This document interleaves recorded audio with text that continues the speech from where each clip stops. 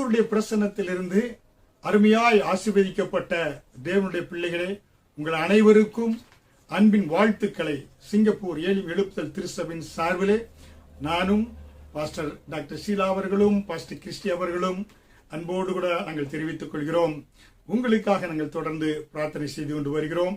இன்றைக்கும் இந்த செய்தியின் மூலமாக கர்த்தர் உங்க வாழ்க்கையிலே ஒரு பெரிய மறுமலர்ச்சியை, தெய்வீக ஆசீர்வாதத்தை, தெய்வீக சந்தோஷத்தை, நித்திய மகிழ்ச்சியை கர்த்தர் கொடுப்பார்.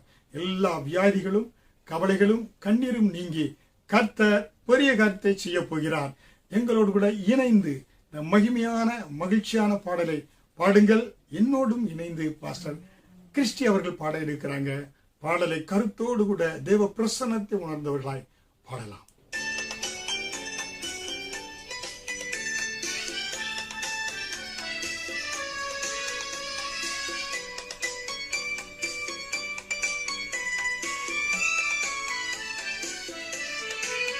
மகிழ்வோம் மகிழ்வோம் தினமக மகிழ்வோம் இசுராஜனம் சொந்தமாயினார்.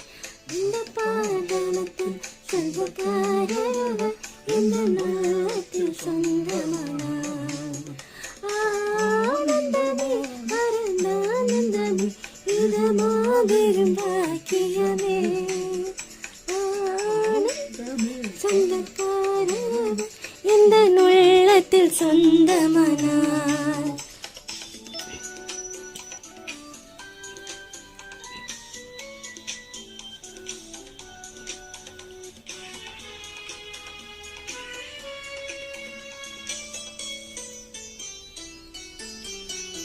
சின்னஞ்சிறு வயதில் என்னை குறித்து விட்டார், தூரம் போயினும் கண்டு கொண்டார். தமது ஜீவனை எனக்கும் அளித்து ஜீவன் பெற்றுக்கொள் என்றழைத்தார். ஆனந்தமே பரமானந்தமே இது மாபெரும் பாக்கியமே. இந்த பாதலத்தில் சொந்தக்காரவர் இந்த உள்ளத்தில் சொந்தமானார்.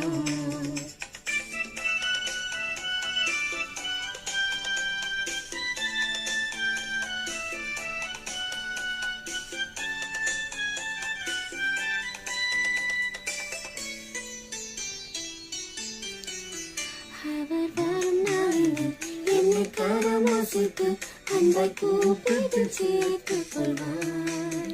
என்னை நம்பியவர் தந்த பொறுப்பவரை அவர் வரும் வரை காத்துக் கொள்வேன்.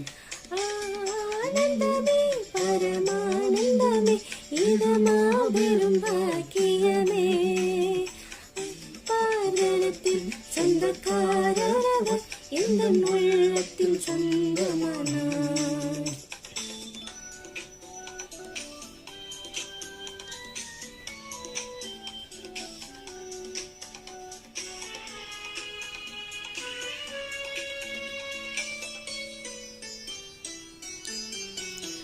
அவர் வரும் நாளினில் என்னை கரமசைத்து அன்பை கூப்பிட்டு சேர்த்துக் கொள்வார்.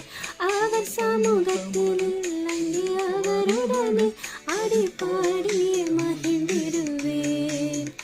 ஆனந்தமே பரமானந்தமே இது மாபெரும் பாக்கியமே.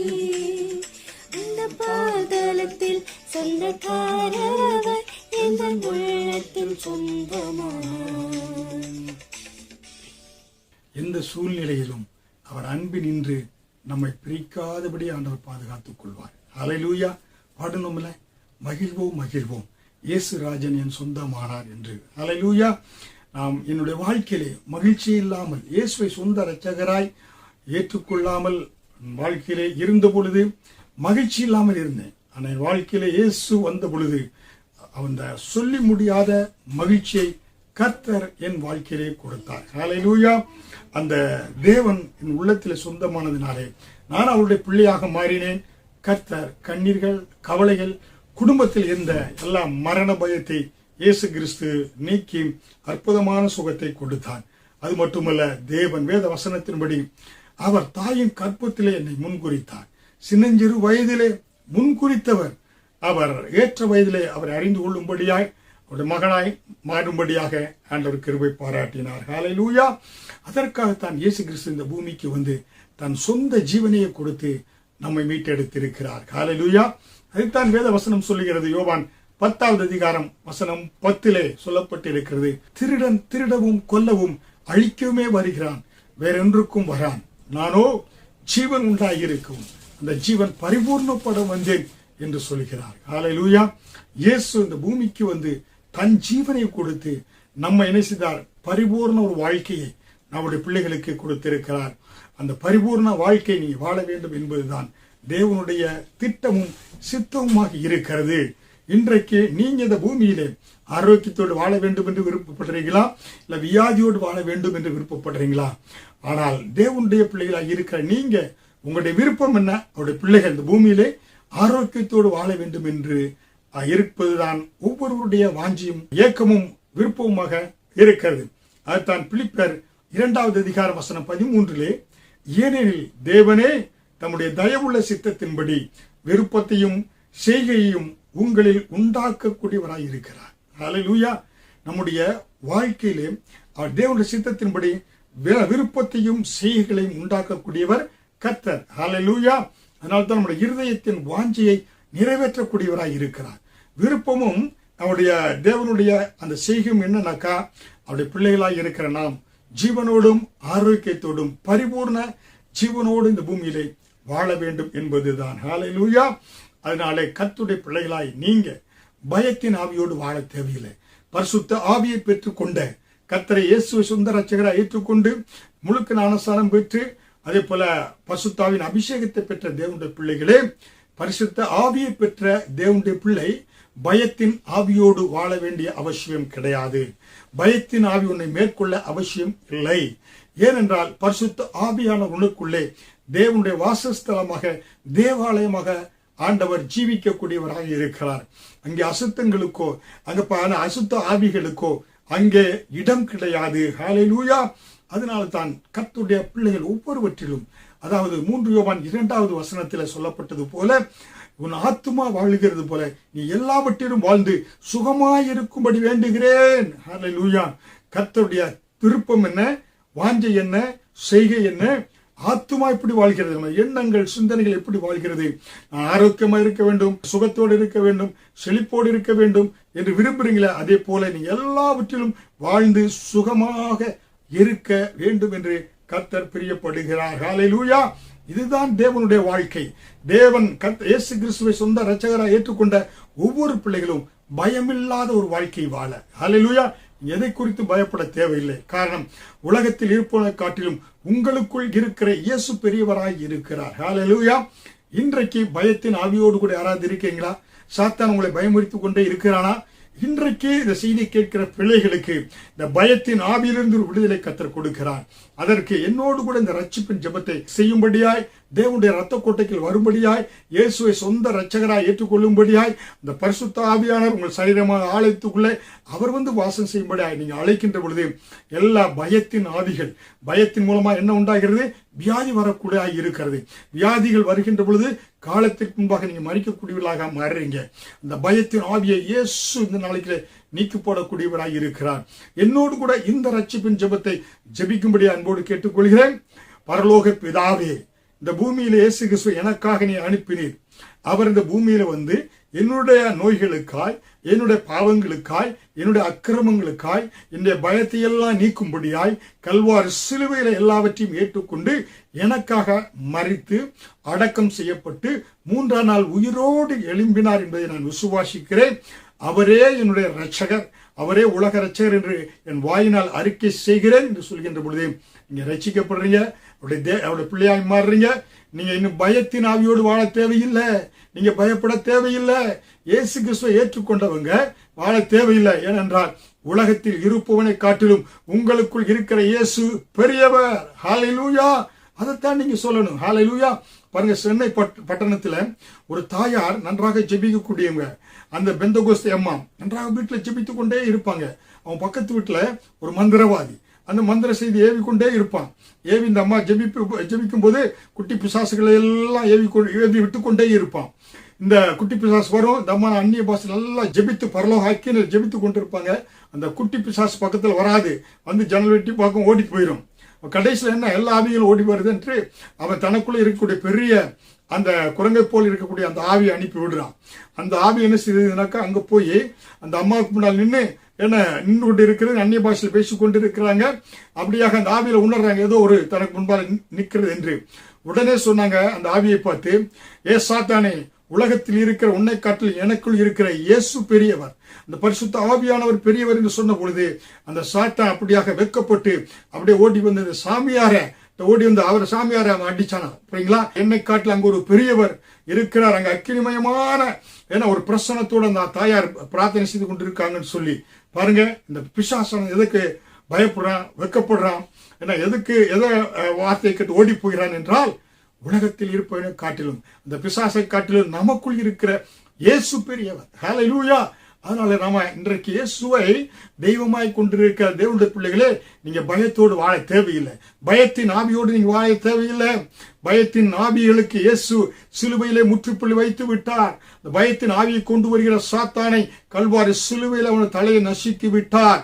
அதனால இன்றைக்கு நாம் கிருபாசன தண்டை சேரும்படியாய் கர்த்தர் நமக்கு பலத்தின் ஆவியை கொடுத்திருக்கிறார். நாம் தைரியமாக கிருபாசன தண்டை தேவனுடைய பிரசன்ன தண்டையில நாம் பிரவேசிக்க முடியும். ஹல்லேலூயா. காரணம், நம்மை பலப்படுத்தக்கூடியவர் இந்த பரிசுத்த ஆவியானவர். ஹல்லேலூயா. நம்பத்திலே நமக்காக உலகம் மாமிச பிசாசை வென்றவர் நமக்காக தேவதூதர்களை கர்த்தர் வைத்திருக்கிறார். கர்த்தர் பாத்தீங்கன்னாக்கா நமக்கு காபிரியல் மிகாவேல் தேவதூதர்களை நமக்காக உதவியாக ஆண்டவர் வைத்திருக்கிறார். பரலோகமே நமக்கு உதவியாக இருக்கிறது. நாம் எதை குறித்தும் வியாதியை குறித்தோ மந்திரத்தை குறித்தோ தந்திரங்களை குறித்தோ பில்லிசீனியங்களை குறித்தோ இன்னைக்கு பயப்பட தேவையில்லை. காரணம், இந்த ஆண்டவர் இந்த படைத்த உலகத்தை ஆண்டவர் படைத்த பொழுது, ஏதேன் தோட்டத்தில் படைத்த பொழுது அங்கே வியாதிகள் இல்லை, அங்கே பிசாசு இல்லை. அங்கே கர்த்தர் சுகத்தையும் ஆரோக்கியத்தையும் செழிப்பையும் நல்ல ஒரு பரலோகத்தை போல பாரடைஸ் போல அந்த ஏதேன் தோட்டத்தை கர்த்தர் உருவாக்கி வைத்திருந்தான். மனிதன் அதாவது சாத்தானுடைய வார்த்தைக்கு ஆதாம் எப்பொழுது கீழ்ப்படிந்தானோ அப்பொழுதுதான் அவர்களுக்கு என்ன வந்தது, பயம் வந்தது. தேவன் பகலில் குளிர்ச்சியான வேளையில் வந்த பொழுது அவர்கள் ஓடி ஒளிந்தார்கள். போய் அத்தி இலைகளுக்குள்ளாக ஓடி ஒளிந்தாங்க. பயம் எப்பொழுது வந்தது என்றால் சாத்தானுக்கு கீழ்ப்படிந்த பொழுதுதான். அதனால்தான் மரணம் வந்தது, வியாதி வந்தது, கவலை வந்தது, வேதனை வந்தது, வியர்வை சிந்தி பூமியிலே மனிதன் பிழைக்க வேண்டியதாக வேலை செய்ய வேண்டியதாக இருந்தது. அதனாலே கர்த்தருடைய ஆதி படைப்பிலே, முதன்மையான படைப்பிலே வியாதிகள் கிடையாது, கண்ணீர் இல்லை, கவலை இல்லை. இரண்டாவது படைப்பில் தான் மனிதன் செவி கொடுக்காத நிலை கர்த்தர் செவித்து என்ன செய்தாரு, முள்ளையும் குறுக்கையும் ஆண்டவர் உண்டாக்கினார். ஏதேன் தோட்டத்திலே முள் என்பது அவர்களுக்கு வேதனையை கொடுக்கக்கூடியதாக இருந்தது. ஸ்திரீயானவள் பிரசவத்தின் போது வேதனையோடு பிக்க வேண்டியதாக இருந்தது, அவர்கள் மறிக்க வேண்டியதாக இருந்தது என்று பார்க்கிறோம். அப்ப இன்றைக்கு நம்முடைய வாழ்க்கையில நமக்கு வியாதியை கொண்டு வருவது, பயத்தின் மூலமாய் வியாதியை கொண்டு வருவது சாத்தான் தான், தேவனுடைய திட்டம் அல்ல. ஹல்லேலூயா. அதனால தேவனுடைய பிள்ளைகளே, நீங்க பயத்தோடு வாழ தேவையில்லை. நீங்கள் இன்றைக்கு அறிவு கண்கள் திறக்கப்பட்டு நீங்கள் யார், உங்களுக்கு என்ன கொடுக்கப்பட்டிருக்கிறது, உங்களால் என்ன செய்ய முடியும், உங்களுக்குள் வாசம் செய்கிறவர் யார் என்பதை நீங்க தெரிந்து கொண்டீர்கள் என்றால் நீங்க பயத்தை மேற்கொண்டு ஒரு நல்ல ஆரோக்கியமான ஒரு வாழ்வு, கர்த்தருக்கு காத்திருக்கிறவர்களும் புது பலன் அடைந்து கழுகளை போல செட்டைகள் எடுத்து எழும்புவார்கள் என்று வேதவசனம் சொல்கிறது. நீங்க கழுகளை போல செட்டைகள் எடுத்து எழும்பும்படியான ஒரு உன்னத பலனை, காண்டாமிருகத்துக்கு ஒத்த பலனை, மான்காடுகளுக்கு ஒத்த பலனை தேவனுடைய பிள்ளைகளுக்கு கர்த்தர் கொடுக்க விரும்புகிறார். ஹல்லேலூயா. அதனால்தான் நம்முடைய வியாதிகளுக்கு கர்த்தர் காரணர் அல்ல. ஹல்லேலூயா. எப்பொழுது நம்முடைய முழு வியாதிகளுக்கும் மனிதனுக்கு இந்த உலகத்திலே ஆதியிலே ஆண்டவர் படைத்த பொழுது என்ன உண்டானதுனாக்க, ஆதியிலே கர்த்தர் இந்த பூமியை படைத்த பொழுது பூமியிலே தேவதூதர்களை ஆண்டவர் படைத்தார். அதாவது கேப்ரியல் மிகாவேல் தேவதூதர்களை அவர்களெல்லாம் கர்த்தர் தனக்காக துதிக்கும்படியாய், தனக்கு ஆராதனை செய்யும்படியாய் லூசிபர் எல்லா அந்த தேவதூதர்களை ஆண்டவர் உருவாக்கினார்.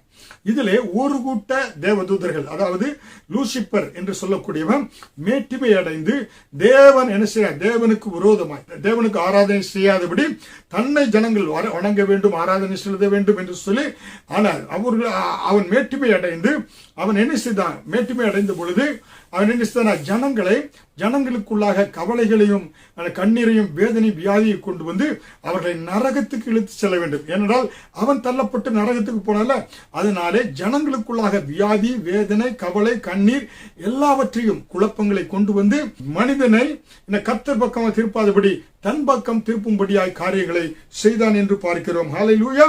அதனாலே தான் இன்றைக்கு பாருங்க, ஒரு சில வியாதிகள் மருந்துகளுக்கு கட்டுப்படுவது கிடையாது. அன்னைக்கு பாப்பா நம்ம ஊர்ல சொல்லுவாங்க, காத்து கருப்பு, என்ன காற்று சேட்டை என்று சொல்வார்கள். ஒரு சிலருக்கு மருந்து எவ்வளவு மருந்து கொடுத்தாலும் அந்த வியாதிகள் போகாது. ஏன்னா ஏதாவது ஒரு பிசாசு, ஒரு ஏன்னா காத்து கருப்பை பார்த்து பயந்து இருப்பாங்க, பிசாசை பார்த்து பயந்து இருப்பாங்க, இல்ல மந்திரவாதிகிட்ட போய் மருந்து அடிச்சிருப்பாங்க, இல்ல தாயத்து கயிறுகள் கையில ஏதாவது கட்டியிருப்பாங்க, தாயத்தை தலையில கழுத்துல போட்டிருப்பாங்க. இதன் மூலமா இருவுல பயந்து திடீர் அலறியில் எந்திரிப்பாங்க. ஏன்னா பாத்தீங்கன்னா அவங்களுக்கு இந்த கயிறை கட்டுறதுனால, ஏன்னா தாயத்தை செய்தனால பாருங்க ஒரு விரித்து உண்டாகாது, அவங்க சரீரம் அப்படியே சுருங்கி கொண்டே போகும். வியாதி, கண்ணீர், கவலை முழுவதுமான விடுதலை பெற்றுக்கொள்ள முடியாது. ஏன்னா அவங்க ஒரு குட்டிச்சாத்தானே அவங்க பயந்து இருக்கிறாங்க. மந்திரவாதி கிட்ட போகும்போது அவங்க ஒரு கயிறை கொடுத்து இன்னொரு சாத்தானே அந்த குட்டிச்சாத்தான் இந்த பெரிய சாத்தான் அமைக்கி வைத்திருக்கும். புரியுங்களா? அதனால அவங்களுக்கு நிறைந்த தீர்வு கிடைக்காது. ஹல்லேலூயா. அதனால்தான் இந்த சாத்தான என்ன செய்யறான், அநேக வேதனைகளை கொண்டு வருகிறான். புரியுங்களா? எண்ணற்ற கவலைகள், வேதனை. சாத்தானை தேடி யார் போறாங்களோ சாத்தான் அவங்களுக்கு பிரச்சனையை கொண்டு வருவான், மன நிம்மதியை கொடுக்க மாட்டான், வேதனையை கொண்டு வருவான். ஹல்லேலூயா. அதனால தாங்க தான சாத்தானை தேடி போனாரு, மாந்திரம் செய்யும்படியாய் மற்றவர்களுக்கு சாபத்தை கொடுக்கும்படியாய். அந்த சாபம் அவருக்குள்ள திரும்பி வந்து குடும்பத்தில் அநேக மரணங்கள் வந்தது என்று நான் அடிக்கடி உங்களுக்கு சொல்லி இருக்கிறேன். ஹல்லேலூயா.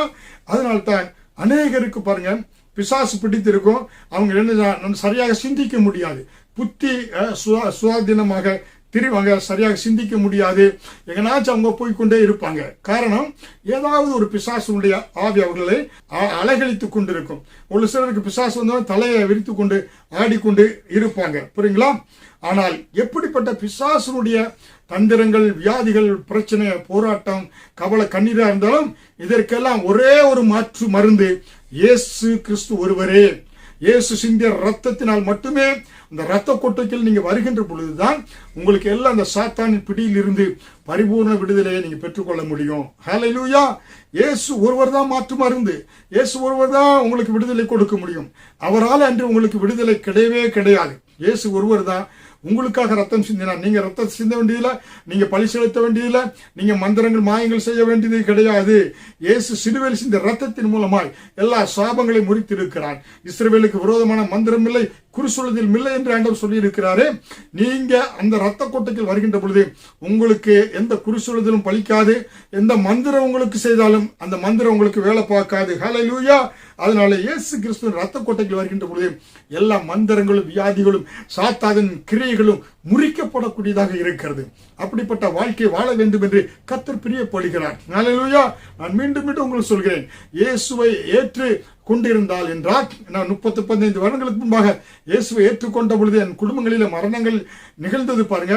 ஆனால் நான் இன்றைக்கும் 35 வருடங்களுக்கு மேலாக ஒவ்வொரு நிமிடமும் நான் வருந்துவது ஒரு 10 வருடங்களுக்கு முன்பாக, அதாவது 45 வருடத்துக்கு நான் இயேசுவை ஏற்றுக்கொண்டிருந்தா அந்த 10 வருடத்தில் என் குடும்பத்தில் எந்த மரணங்கள் இல்லாதபடி இயேசு தடுத்திருப்பாரே. என் முழு குடும்பத்தில் தாயாரோ சகோதரனோ, ஏன்னா என்னோட தாத்தாவோ மாமா எல்லாம் யாருமே மறிக்காமல் பாதுகாக்கப்பட்டிருப்பாங்களே. ஏன் இந்த 10 வருஷத்துக்கு முன்னால் இயேசு நான் அறிந்து கொள்ளவில்லை என்ற அந்த ஏக்கம் எப்பொழுதும் என் உள்ளத்தில் உறுத்தி கொண்டே இருக்கிறது. அதனால்தான் நான் உங்களுக்கு சொல்லுகிறேன். பாருங்களா, நம்ம பிள்ளைகிட்ட சொல்றோம், எப்பா நெருப்பு தொடாத, தொட்டா சுடும் என்று. ஏன்னா நம்ம தொட்டதுனால சுட்டது நமக்கு அனுபவப்பட்டிருக்கிறோம். பிள்ளைகளுக்கு சொல்றேன். அதனால நான் இந்த சாபத்தினாலே, சாத்தானின் சந்தர்ப்பத்தினாலே, சாத்தானுடைய எல்லா சரி ஆலோசனைகள், இந்த காரியங்களினாலே நான் பாதிக்கப்பட்டதுனால தான் உங்களுக்கு சொல்கிறேன், நீங்கள் பாதிக்கப்படக்கூடாது. இந்த நிமிடத்தில் நீங்கள் யோசிக்காமல், சற்றும் தயங்காமல் இயேசுவை சொந்த ரட்சகராய் நீங்க ஏற்றுக்கொள்கின்ற பொழுது எந்த இழப்புகளும் இல்லாதபடி, மரணங்கள் இல்லாதபடி, வியாதிகள் இல்லாதபடி நீங்களும் உங்கள் குடும்பமும் காக்கப்படுவீர்கள். ஹல்லேலூயா. அதனாலதான் நான் மீண்டும் மீண்டும் உங்களை அன்போடு கூட நான் வேண்டி கேட்டுக்கொள்வது, அதற்காகத்தான் கர்த்தர் என்னை ரட்சித்து என்னை போல நீங்கள் இல்லாதபடி, நானும் என்னை போல நீங்கள் பாதிக்கப்படாதபடி, அவர் நல்லவர் என்பதை நீங்க உலகத்துக்கு சொல்லு என்று சொன்னதுனாலே, அவருடைய ரத்த கோட்டைகள் உங்களுக்கு பாதுகாப்பு இருக்கிறது என்று சொன்னதுனால தான் உங்களுக்கு நான் சொல்லிக் கொண்டிருக்கிறேன். ஹல்லேலூயா. அதனால் தான் இயேசு தெளிவாக சொன்னார், நான் வித்தியாசமானாலே என்னிடத்தில் வருகிற ஒருவனை நான் புறமே தள்ள மாட்டேன். ஏன்னா யோவான் 10:10 திருடன் யார்? சாத்தானான் திருட வர்றான், கொல்ல வர்றான், அழிக்க வர்றான். புரியுங்களா? அவனோடு நீங்க நண்பனா சேர போலாம். அவன் ஆரம்பத்தில் ஆசைகளை காண்பிப்பான், கேட்டதை கொடுப்பான். ஆனா உங்களை ரத்தத்தை உயிரோடு கூட வாங்கி விடுவான். ஹல்லேலூயா. அதனால தான் லண்டன் தேசத்துல, இங்கிலாந்து தேசத்துல பெஸ்டஸ் என்று சொல்லக்கூடிய ஒரு டாக்டர், புரியுங்களா, ஒரு டாக்டர் தொழில் பண்ணாரு. அதுல அதிகமாக வருமானம் வரல. அவர் பார்த்தாரு, உலகத்தை பார்த்தாரு, உலக காரியங்களை பார்த்தாரு. ஏன்னா உலகம் எல்லாம் சாத்தான் கையில் இருக்கிறது. அவன் என்ன செய்யற, அநேகர் அரசியல்வாதிகள், நடிகர்கள், பாலிவுட், ஹாலிவுட் நடிகர்கள் என்ன செய்யறாங்க, உலகத்தில் நன்றாக கார், பங்களா, செலிபிரிட்டிஸா இருக்கிறாங்க, ஃபேமஸோடு இருக்கிறாங்க என்றெல்லாம் பார்த்து அவன் என்ன பண்ண, சாத்தானோட உறவை நம்ம ஏற்படுத்தி கொண்டோம் என்றால் இந்த உலகத்தில் நம்ம என்ன செய்ய முடியும், ஏன்னா நன்றாக உலகத்தை அனுபவிக்கலாம், அனுபவி ராஜா என்று அனுபவிக்கலாம் என்று அவன் சிந்தித்தான். ஒரு நாள் அவன் அபார்ட்மெண்ட்ஸ்ல வாழ்ந்து கொண்டிருந்த, பெரிய மாடியில வாழ்ந்து கொண்டிருந்தான், அடுக்கு மாடியில தங்கியிருந்த அந்த வீட்டிலே ஒரு நாள் ஒரு அறையில இரவுல அவன் என்ன செய்தான், ஒரு மெழுகுவர்த்தி ஏற்றி என்ன செய்தான், அந்த மெழுகுவர்த்தியில ஏன்னா அப்படியே சாத்தானை கூப்பிடுறான். சாத்தானே, உலகத்தினுடைய அதிபதியே, நீ என்னுடைய நண்பனாய் வர வேண்டும்.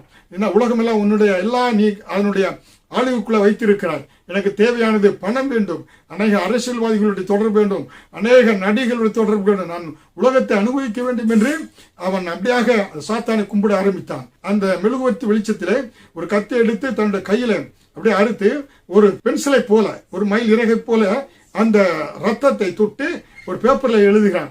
ஆனா அருமையாய், என்னுடைய நண்பனாகிய சாத்தானே, நான் உன்னை வரவேற்கிறேன், என்னுடைய இருதயத்தில் வாரும், வந்து எனக்கு நான் கேட்பதெல்லாம் நீ கொடுத்தா, நீ என்ன சொல்றாய் அதெல்லாம் நான் கேட்பேன் என்று சொல்லி, எனக்கு பணம் தேவை, எல்லா காரியங்களும் தேவை என்று சொல்லி எல்லாவற்றையும் எழுதி இப்படிக்கு பெஸ்டஸ் என்று அவன் எழுதி வைத்து விட்டான். அந்த எழுத்துக்களை எழுதுகின்ற பொழுது அந்த ரத்தத்தை அந்த சாத்தான் நக்கி குடித்துட்டு இருக்கான். குடித்துட்டு அப்படியே பெஸ்டஸ் போட்டுட்டு அப்படியே என்ன செய்யறானாக்கா அவன் தூங்கி விட்டான். ஒவ்வொரு நாளும் இரவுல சாத்தானை கூப்பிட, சாத்தான அந்த இரவுல அந்த அறைக்குள்ள வருவான். வந்து எனக்கு இன்னைக்கு பணம் தேவை, உலகத்தை அனுபவிக்க வேண்டும், எனக்கு பணம் தேவை என்று கேட்டபொழுது, ஜாக்பாட் இன்றைக்கு இருக்குது, ஆனா அதுல அந்த லாட்டரி சீட்ல நான் முதல் பரிசு வாங்க வேண்டும் என்று சொல்லி நான் எடுக்க போறேன், அது எனக்கு அந்த ஃபர்ஸ்ட் பிரைஸ் எனக்கு வர வேண்டும் என்று கேட்டான்.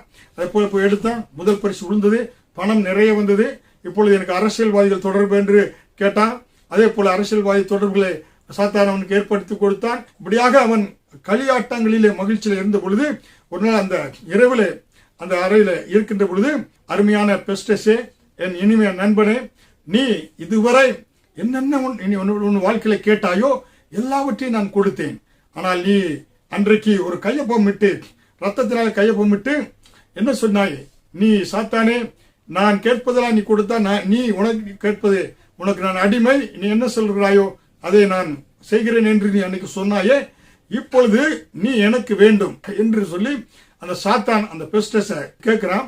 பெஸ்டஸ் என்ன சொல்றாரு, இல்ல நான் இன்னும் உலகத்தை அனுபவிக்க வேண்டும், என்னை வாழ விடு என்று கேட்கின்ற. இல்லை, நீ ரத்தத்திலே கையெழுத்தை போட்டு நீ என்ன இடத்துல ஒப்பந்தம் செய்திருக்கிறாய், ரத்த உடன்படிக்கை செய்திருக்கிறாய், அதனால இப்பொழுது நான் உன் உயிரை எடுக்க வேண்டும் என்று சொல்லி சாத்தான் அவனே அப்படியே பிடித்து அவரை அலைகழிக்கிறான். அவர் ஓடுறாரு அந்த ரூமுக்குள்ள, அப்படியே அந்த அறையில ஓடி அங்கங்க முட்டி மோதுறான்.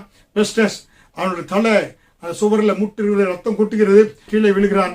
அந்த சாத்தான் அந்த கோர நகத்தினாலே அவனுடைய இருதயத்தில் பாய்ச்சி அந்த பெஸ்டஸ் உயிரை எடுத்துக் கொண்டான். காரணம், சாத்தானோடு கூட ரத்த உடன்படிக்கை அவன் செய்ததினாலே சாத்தான் அவனுடைய உயிரை உறிஞ்சினான் என்று அவனுடைய பெஸ்டஸை குறித்து சொல்லப்பட்டிருக்கிறது. அதனால அருமையான தேவனுடைய பிள்ளைகளை, சாத்தானும் கொடுக்கக்கூடிய காரியம், அவன் திருடவும் கொல்லவும் அழிக்க வருகிறான். புரியுங்களா? மந்திரமோ மாய வித்தர்களோ சாத்தானோடு செஞ்சா கடைசியில் அவன் உயிரை வாங்கி விடுவான், உங்களை கொன்றே அவன் தீர்த்து விடுவான், உங்களை நரகத்துக்கு அழைத்து செல்ல வேண்டியதுதான், தான் அவனுடைய காரியமாக இருக்கிறது. அருமையான தேவனுடைய பிள்ளைகளே, அதனால்தான் சாத்தான் ரத்தத்தை ரத்த பலியிட்டு உலகத்தில மக்களை நரகத்துக்கு எடுத்துக்கு சென்று செல்றான். ஆனால் இயேசு கிறிஸ்து தன்னுடைய சொந்த ரத்தத்தை சிந்தி நரகத்தின் வாசலை அடைத்து பரலோகத்தினுடைய வாசல்களை ஆண்டவர் திறந்திருக்கிறார். பாதாளத்தின் வாசலை அடைத்து பரலோகத்தின் வாசலை திறந்திருக்கிறார். அதனால் தேவனுடைய பிள்ளைகளே, அவருடைய ரத்த கோட்டைக்கு நீங்க வந்து விடுங்க. ஹல்லேலூயா. அதனால் தான் ஒவ்வொரு அந்த வியாதியும் சாத்தான் அதை கொண்டு வருகிறான். அநேக வியாதிகள், கேன்சர் வியாதி இருக்கிறதா, அது கேன்சர் உடம்புல பரவி அநேக சரீரத்துடைய உறுப்புகளை அது அளிக்கக்கூடியதாக இருக்கிறது. ஏன்னா நீங்க மதுக்க மாத்திரைகள் அநேக பாவங்களை செய்றீங்க, அதன் மூலம் கேன்சர் வியாதி வருகிறது. அதே போல பாத்தீங்கன்னாக்க அநேக பாவ பழக்க வழக்கங்களினாலே எய்ட்ஸ் வியாதிகள் வருகிறது. இப்படியாக இந்த காரியங்கள் எல்லாம் என்ன உண்டாக்குறாங்க, காரியங்களை பிசாசு கொண்டு வருகிறதுனால தான் இயேசு என்ன சொன்னாரு, இந்த வியாதிகளை குணமாக்கவும் இதை மேற்கொள்ளவும் தேவனுடைய பிள்ளைகளுக்கு கர்த்தர் அதிகாரத்தை கொடுத்திருக்கிறார். ஒன்று, வியாதியிலிருந்து நீங்க விடுதலை பெற்றுக் கொள்ள வேண்டும். இரண்டாவது, வியாதியோடு இருக்கிற ஜனங்களை நீங்கள் அவர்களுக்கு சுகத்தை கொடுக்கக்கூடிய கருவியாக நீங்க மாற வேண்டும் என்று கர்த்தர் பிரியப்படுகிறார். அதனால்தான் லூக்கா 10:19 சத்துருடைய சகல வல்லமைகளை மேற்கொள்ளவும் உங்களுக்கு அதிகாரம் கொடுக்கிறேன். ஹல்லேலூயா. இயேசு உங்களை விடுதலை ஆக்குவதும் இல்ல, சத்துருடைய சகல வல்லமைகளை மேற்கொள்வதற்கு உங்களுக்கு அதிகாரத்தை கொடுக்கிறார். இயேசு கிறிஸ்துவை ஏற்றுக்கொண்ட ஒவ்வொரு பிள்ளைகளும், அதுதான் பாஸ்டர் டாக்டர் ஷீலாவோட சாட்சி இதற்கு முன்பு செய்தியில் சொன்னாங்க பாருங்க. அவரிடத்துல உங்க சகோதரி வந்தாங்க, வியாதி, மூட்டு வலி இதெல்லாம் இருந்தது. போய் கரங்களை வைத்து இயேசுவின் நாமத்துல சுகத்தை கொடு என்று சொன்ன பொழுது சுகம் உண்டானது. ஏன்னா அந்த ஹவுஸ் கீப்பர் வீட்டுக்கு வர்றாங்க, அவங்களுக்கு கழுத்து வலி, தலைவலி, நடக்க முடியல, இயேசுவின் நாமத்தில் சுகத்தை பெற்றுக்கொள்ள என்று சொன்ன பொழுது அந்த அதிகாரத்தை பயன்படுத்தி ஜெபித்த பொழுது அற்புத சுகத்தை அவர்கள் பெற்றுக்கொண்டாங்க. அப்ப இயேசு கிறிஸ்துவின் நாமத்தினாலே நீங்க சுகத்தை கட்டளையிட முடியும். இயேசு கிறிஸ்து நாமத்தில மார்க் 16:17 சொல்லப்பட்டது போல இயேசு கிறிஸ்து நாமத்தினாலே பிசாசுகளை நீங்கள் துரத்த முடியும். மார்க் 16:17 இதுதாங்க விசுவாசினுடைய அதிகாரம். Believers authority. இயேசு கிறிஸ்து அவருடைய கிருபையினாலே அவர் சிலுவையை சுமந்து நம்ம ரத்தத்தினாலே நம்ம மீட்டது மட்டுமல்ல, இந்த பிசாசின் பிடியில் இருக்கிற ஜனங்களை, பிசாசுகளை நம்ம துரத்தும்படியாய் அதிகாரத்தை நமக்கு கொடுத்திருக்கிறார். ஹல்லேலூயா. அப்ப நம்ம வியாதியோடு வாழ தேவையில்லை, ஏன்னா நம்ம வேதனோடு வாழ தேவையில்லை, வியாதியோடு வாழக்கூடிய மக்களையும் நம்ம குணமாக்க முடியும். ஹல்லேலூயா. உங்க குடும்பத்துல நீங்க சுகத்தை பெற்று எப்படியாக இயேசுவை ரட்சித்து என் முழு குடும்பத்தை ஆண்டவர்களை ரட்சிப்பு நடத்தினாரோ, இப்படியாக 10 வருடத்துல 10 உயிரிழப்புகள் நேர்ந்த பொழுது இப்பொழுது 10 பேரை கர்த்தருடைய பாஸ்டர்ஸாக, கர்த்தருடைய ஊழியத்தை செய்யக்கூடிய பாஸ்டராக எப்படியாக ஆண்டவர் மாற்றி இருக்கிறாரோ, அதே போல முதல்ல உங்களுக்கு விடுதலை கொடுக்கிறாரு. உங்களை மற்றவர்களுக்கு வெளிச்சமாக, உப்பாக, வெளிச்சமாக மற்றவர்களுக்கு இயேசுவின் நாமத்தை பயன்படுத்தி பிசாசுகளை துரத்தக்கூடியவர்களாக நீங்க மாறுறீங்க. ஹல்லேலூயா. ஹல்லேலூயா. அருமையான தேவனுடைய பிள்ளைகளே, அநேகர் எங்க சிங்கப்பூர் தேசத்துல கேன்சர்ல இருந்து 4th ஸ்டேஜ்ல குணமாயிருக்காங்க. காரணம், விசுவாசோட திருவிருந்து எடுக்கிறாங்க இயேசு நாமத்துல. ஏன்னா இந்த கேன்சர் வியாதியை அப்பாலே போய் என்று சொல்றாங்க. கர்த்தர் இயேசுவை அற்புதமாக குணமாக்கு, இயேசு சுகத்தை கொடுக்கிறார். சென்னையில் அற்புதமாய் விடுதலை ஊழியங்களை செய்த பாஸ்டர் டாக்டர் கிளிபோர்ட் குமார், அவருக்கு கேன்சர் நோய் தொண்டையில் இருந்தது. ஆனால் கர்த்தர் அற்புதமாய் அவர்களுக்கு நல்ல சுகத்தை கொடுத்து அருமையாய் அவர் பாடல்கள் எல்லாம் இயற்றினார். ஹல்லேலூயா. இதே போல சத்துருடைய சகல வல்லமைகளை மேற்கொண்டு கர்த்தர் உங்களுக்கு சுகத்தையும் பலனையும் ஆரோக்கியத்தை கொடுக்க விரும்புகிறார். ஹல்லேலூயா.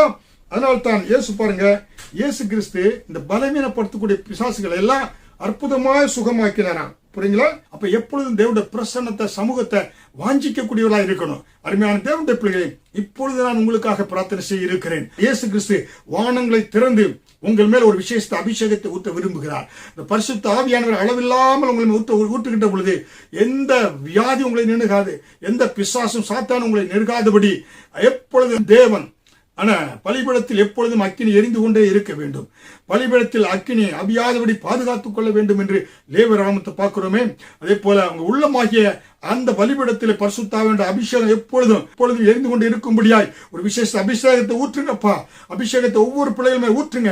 இந்த பரிசுத்த ஆவியானவரை தொடர்ந்து ஆண்டவரே அனல் முட்டி எழுப்பி ஆண்டவரை எல்லா வியாதிகளிலிருந்தும், பிசாசுகளிலிருந்தும், சாத்தான் தந்திரங்களிலிருந்தும் விலக்கி பாதுகாத்து, இவர்களையும் இவர் குடும்பத்தையும் பாதுகாத்து உமக்கென்று இந்த பூமியிலே உங்கள் நாமத்தை மகிமைப்படுத்தக்கூடிய சாட்சிகளாய் வைப்பீராக. தீராத வியாதிகள் நீங்கட்டும், தீராத கவலைகள், கண்ணீர்கள் தந்திரங்கள், பிசாசு கொண்டு வருகிற எல்லா தந்திரங்களும் மந்திரங்களும் நீங்கும்படியா இயேசு கிறிஸ்துவின் நாமத்தில் கட்டளை கொடுக்கிறேன். இயேசுவின் நாமத்தில் இயேசுவின் ரத்தத்தை தெளித்து பிள்ளைகளுக்கு விடுதலை கொடுக்கிறேன். அற்புத சுகம் உண்டாகட்டும், அதிசய காரியங்கள் நடைபெறட்டும், தெய்வீக சமாதானம் சந்தோஷம் இந்த குடும்பங்களில் எப்பொழுது இருக்கும்படியா ஜெபிக்கிறேன். ஜெபத்தை கேட்டு பதில் கொடுத்ததுக்காக நன்றி. இயேசுவின் மூலம் ஜெபிக்கிறேன் ஜீவனுள்ள நல்ல பிதாவே, ஆமேன். கர்த்தர் உங்கள் ஒவ்வொருவரையும் ஆண்டவர் மான்கால்களுக்கு ஒத்த பலனை, காண்டாமிருகத்துக்கு ஒத்த பலனை, கழுகளை போல செட்டையில் எடுத்து எழுகும்படியான உன்னத பலனை கொடுத்து அவருக்கு சாட்சியாய் பூமியில வைக்கிறார். தொடர்ந்து செய்திகளை கேளுங்க, எங்களுக்காக ஜெபிங்கள். கர்த்தர் நாமம் மகிமைப்படும். ஹல்லேலூயா, ஆமென்.